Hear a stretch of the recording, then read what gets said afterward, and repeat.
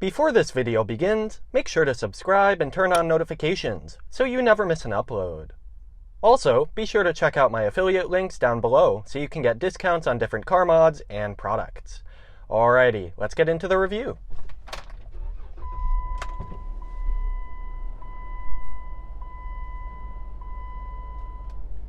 Hello and welcome.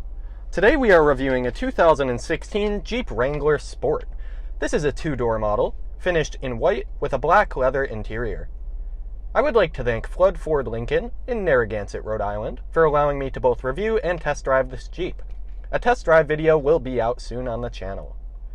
This currently has about 26,000 miles on it and stickers around $32,000. This is a mid-size SUV with very few competitors back in 2016 besides maybe the Toyota 4Runner for truck-based off-road SUVs. The Jeep comes with 2 rows of seats and seats 5 people, but is of course only a 2-door. This Wrangler has about a 3,890 pound curb weight and a 4,900 pound gross weight. This is powered by a 3.6 liter naturally aspirated V6 Pentastar engine, making 285 horsepower and 260 pound-feet of torque. This is mated with a 5-speed shiftable automatic transmission and propels this Jeep up to 60 miles an hour in about 7.7 seconds, which is a bit faster than the 4-door variant.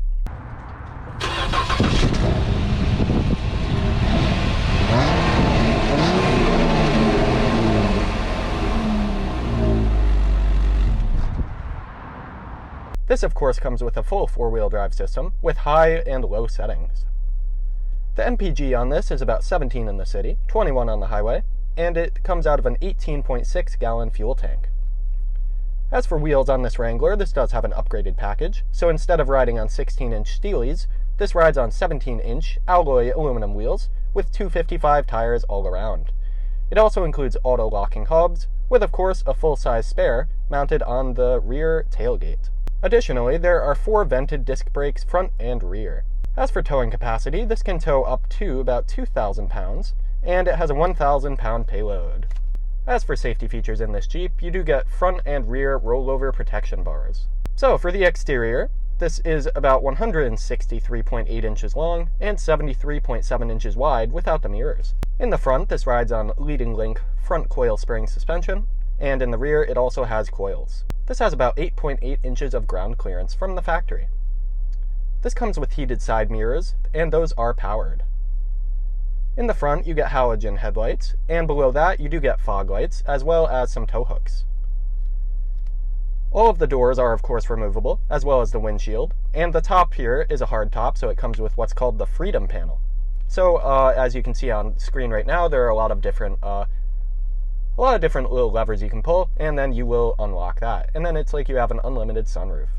On this Jeep, you do get fully galvanized steel panels with 2 skid plates down below. You do get a brake-actuated LSD or limited slip differential for the driver. And let's have a step outside.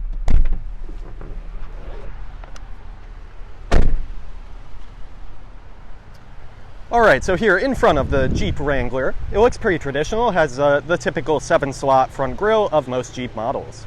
So these are going to be halogens, these are going to be your indicators, and then down here you do get those fog lights. Additionally, you do get very, very durable tow hooks right there.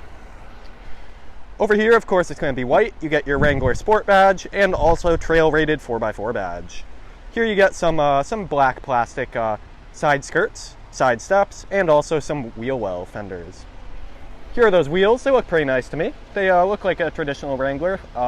They've had pretty similar wheels for a while, but in this gen, but I think they look really good and timeless. Of course, your doors are also removable right there. They do come with the old style door handle as well, where you pop this in and the door is open. This does come with a physical key to start, so there are a lot of spots for doing that. Over here you get your gas cap. It is always accessible, pretty nice. Then over here you get your rear lights. They are protected, which is nice from getting shattered by any off-roading activities you do. Over here you get 1 tow hook in the rear, and then you get a single exhaust right back there. Over here for your rear liftgate, it actually is a sideways opening one, and then you can open the top glass like so. Not too much room back here. I think it's about 15 cubic feet with all the seats up, but that is okay. And then you close it just like so. Over here for the side profile, you can remove very much of this. You can have top-down life, open life with the Jeep very easily, which is awesome. You do get an old style antenna, that's a little interesting. You can remove the windshield in Jeep Wranglers, which is also really cool. And one little quirk up here, this is a key slot, as you can see, for the starting key, the ignition key. And yeah, you actually do that to pop the hood. So you will pull these off like so. But once you do those, you would also want to unlock this with your physical starting key, and then that'll pop open the hood fully. Very cool. And then over here, of course, it's full of bolts, full of panels. It's very customizable for a Jeep Wrangler, of course, as they always have been. And yeah, looks pretty traditional. And let's have a step inside. So for your door panel here, it's not too badly finished. It does have power locks as well as power windows, which is cool. Here you do get a little bit of a textured rubberized thing to grab, but for the most part, besides right here, everything is going to be hard plastic. This is mainly an off-roading vehicle. It's not trying to be luxury, and I am not going to judge it as so. Over here for your climate vents, they're pretty interesting. They're kind of like a couple other vehicles have used these, but especially the Wrangler, where you just twist them wherever you like, and I think it looks really cool. And here for your driver's steering wheel, it is a nice leather-wrapped wheel. It's actually the same as in many Grand Cherokees from 2011 to 2015. And yeah, tons of Wranglers have used this wheel for a while. Many Jeep models overall have used it. I personally like it. My family has a Jeep, and I actually like this wheel. I've driven with it a lot. It's very nice leather-wrapped, has some rockers for both your scrolling and your volume on the back, and I think it's just simple enough to use, but feels great in hand. As for your gauge cluster, it's going to be fully analog, so you do get everything there, but you do get a compass and temperature gauge digital. Over to the right, it's a very simple interior in here. This is pretty close to a base Jeep. It does have black leather interior though, which is really nice. So for these seats, they're also heated in the front with 2 levels, which is very nice. I didn't know lower spec Wranglers actually had that very often. For your center console, it's going to be very simple, very basic, but it gets the job done. It has an aux port, no Bluetooth, but it does have a CD slot, of course, and above that you do get a storage area. Your window switches are actually here in the center, which is a Wrangler caveat because you're taking the doors off so much. So they're auto down, not auto up, but that is okay. You get a single zone climate system in here, no automatic, but it does have, of course, AC. And down here you get your power mirror controls. A few blank switches throughout here. That's, of course, because this is a lower spec Wrangler, but that is okay. You do get a hill descent control here and traction off button. And you also get a 12-volt charger. Here is your shifter for that 5-speed. No backup camera, of course, but yeah, it's very easy to shift, very nice in hand. Here's your 4-wheel drive system. Has 2 high, 4 high, neutral, and 4 low, like a real off-road vehicle. And here you do get a manual handbrake, so that's always nice to have. And then the armrest, it is lockable right here, and it has 2 tiers of storage, a deeper one and a small one. Does its job very well. Then over here you do get a little insignia saying Jeep and since 1941. And then a small little glove box. It's not that large, but it's deep enough, it does okay. And then up here you do get some visors. It's going to be pretty tough to make great coverage inside of here. So yeah, they actually don't go all the way out to the sides all that effectively. But yeah, they cover like 60% of the window. It's not that great, but they just don't have too much working room. So I can't really blame them for that. And then you fold them up like so. And up top here you have the freedom panel. So how this works, you will unlock all these latches like so, and there are probably about 6 of those, 4 to 6 somewhere throughout here. And yeah, you can just pop that off like so.